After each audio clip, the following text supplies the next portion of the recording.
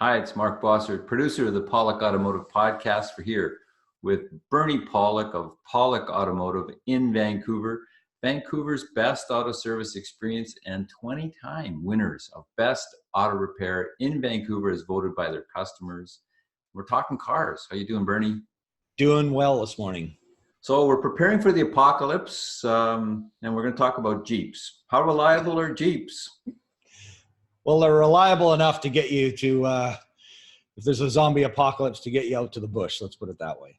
So we often wonder why so many people own Jeeps, but people love their Jeeps. But there's the Wrangler, which is your kind of classic Jeep style, which goes right back to when Jeep was founded in 1943 as an army vehicle. The Wrangler is just a modernized offshoot of that. People love that vehicle, and Jeep's been really successful with their SUVs, with the Grand Cherokee, of course, which has been a very nice, luxurious. They have very nice, luxurious platforms, and a lot of them for they've been making that since the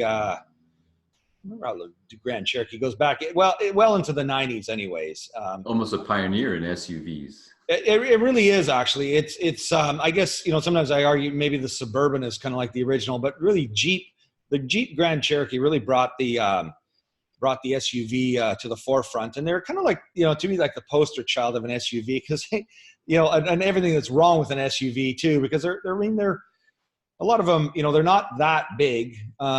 They're of course you can go drive pretty well anywhere with them, but they've got hideous gas guzzling engines, not very economical. Because a lot of energy goes into powering the drivetrain on these things.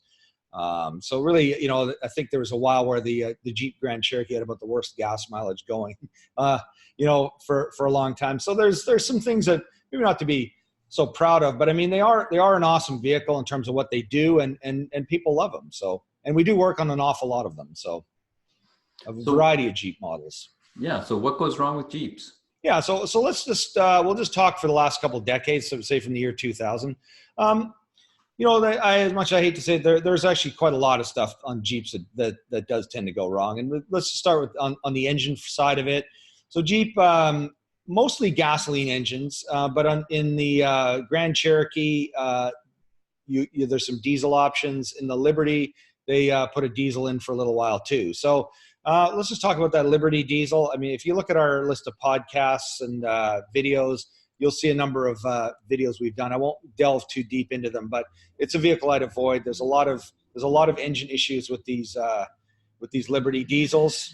I believe it's an Italian-made diesel engine, kind of a strange design, and a lot of things go wrong with them. They're hard to get parts for. I mean, we're in Canada. We usually order our parts for these out of the U.S., where there's a lot more available. But they are an expensive engine to replace. Things do tend to go wrong with them. So, as I say with a lot of diesels, the amount of money you save on fuel, because they are super economical on fuel, you will pay in repairs over the long run.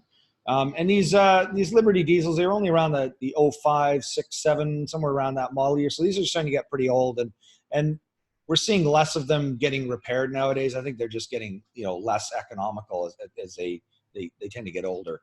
The Grand Cherokee had the Mercedes 3-liter diesel for a few years in the mid 2000s. I think 06, 07, 08, somewhere around that range, just a few model years. We repair a lot of these. Again, look at our videos and podcasts, because you'll see a lot. We talk a lot about these, but the same kind of typical stuff that we find with the Mercedes ML 320. It's a common used engine in those. There's a number of things that tend to go wrong with these, again, over time. Keep up your maintenance. Well, keep up your maintenance. That's really the key. That's the key factor with these things. But even if you keep up your maintenance, you're still going to run into a number of issues, that tend to go bad with them. But there's some good maintenance items that can save you some money over time. And if, we can make sure we take care of those in our shop. But just, as I say, look at our videos and podcasts. There's some good ideas. Jeep stopped making the diesel for a while. Then they brought it back with when Fiat bought out Chrysler, they brought back a Fiat version diesel. And be honest with you, I've never seen a problem with one of them. They're not really common. They've only been out, I think they've been out for about 5 years now. I don't hear a lot of bad things about them, but I have to say, to me, having been in the car business for a long time, to me, Fiat and reliability just don't tend to go along well together. So I worry that given given time that Fiat diesel could be worse than the Mercedes one, but who knows? Maybe it's better. So gasoline. So as I say, most of them are gasoline. I mean, all the Wranglers are gasoline. They're available mostly V6 engines. Pretty reliable. I mean, we don't see it too much with those. A few oil leaks here and there, some coolant leaks, water pumps, those sort of things. On the Jeep Grand Cherokees and some of those models they're available with V8s. Hemis, there's some issues with those, which we're going to talk about in a podcast next week on an engine repair we're doing. But there's a few engine issues with these. They're not bulletproof, reliable, and as good as you think. You might think they'd be, being the type of engine they are.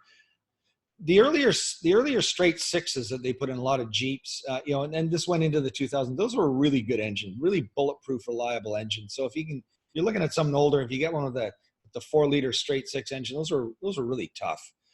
I've seen people abuse them horribly, and they still survive really well. So that was a good engine. Then we have, there's some smaller Jeeps, Compasses, and those type of things.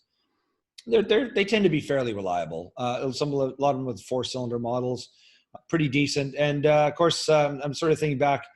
Some of the V6 versions of the Liberty, the gasoline model, definitely not a great engine. A lot of problems with those, with timing chains and valve seats slipping out of the engines. Definitely, to me, a Jeep Liberty is really not a great vehicle to own. You're probably going to have a lot of issues with those. Engines, it seems like the engines, whether you go gas or diesel, you're going to have some issues with those. So. Oh yeah, cooling system. Especially I think of like Jeep Grand Cherokees. They tend to have radiator problems. I tend to think ahead of their time, and they're an expensive radiator repair. The way they're built, with the Chrysler style of doing it, they sandwich they sort of build the radiator, the AC condenser, and power steering cooler. It's all kind of a modular assembly, all put together. And taking the radiator out is a lot of work on these vehicles. So expect to pay a lot of money when you have a leaking radiator on a Jeep. And we've seen some too where the transmission cooler fails, so you get transmission fluid inside the radiator, or worse, if you get coolant into the transmission, it'll cause the transmission to fail. But fortunately, most of them we've seen have gone the way of going into the radiator, which is at least more repairable, with a good cooling system flush and a radiator. But it's a much more complicated repair than I think it needs to be. And myself and my fellow technicians, we often curse and swear when we do it. Go, why did they build it like this?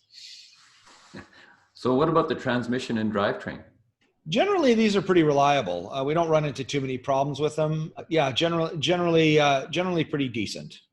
Brakes? Although actually, I will say transfer cases. There are a few issues on the manual transfer cases in the older models, and some models are pretty much bulletproof. But there are some electronic transfer cases on Grand Cherokees where they have the actuator unit tends to fail prematurely, and we do find the odd transfer case issue. But the differentials are generally pretty good. The CV axles are pretty well built. Not too much problem with those. Brakes, again, I consider them average. There's nothing that tends to go wrong with those more prematurely than any other vehicle. Usually, of course, pads and rotors need to be replaced. Some models have drum brakes, but yeah, they're generally pretty good and reliable. I mean, a lot of them have ABS brakes, and there'll be the odd ABS brake sensor that will fail and need some repair. But generally the brakes are pretty reliable on these vehicles, and nothing above average for repair. And how's the steering and suspension? Well, there's some issues there with some models. A lot of them, especially I'm thinking like more of the Wrangler style, the tie rod ends tend to wear out probably sooner than they could. The ball joints on a lot of models tend to wear out. There's some, control arm bushings on some models. The suspensions are different depending on what, again, which vehicle you're looking at. But there's probably a higher than average number of repairs needed on the steering and suspension system on these vehicles. Some rack and pinions on certain models as well. So, you can be prepared if you own one of these. There'll be you'll be spending a few more dollars than you would on some other vehicles. How's the electrical system?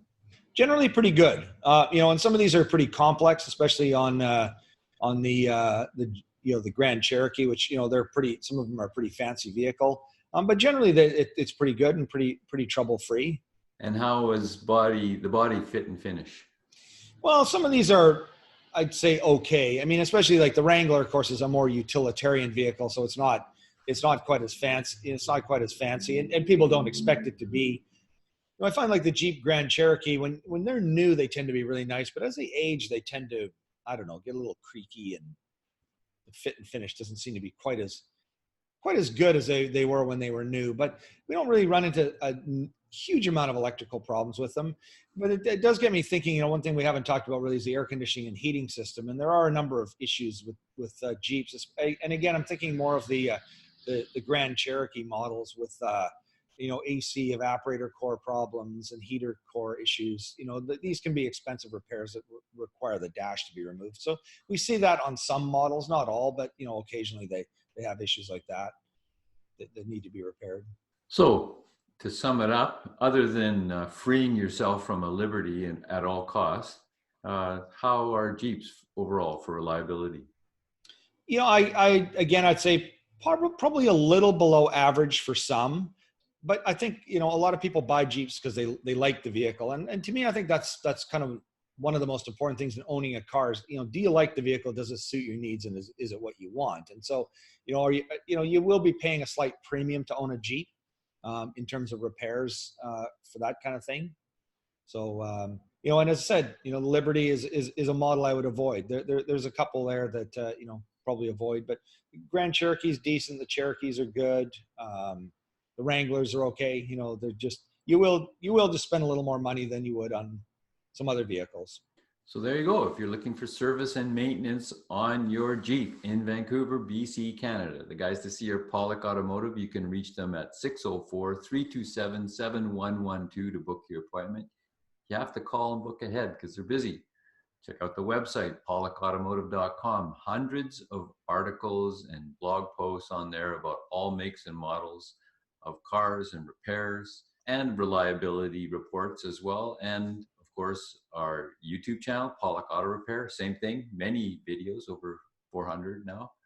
And thank you so much for listening to the podcast. We appreciate it. Thanks, Bernie. Thanks, Mark. Thanks for watching.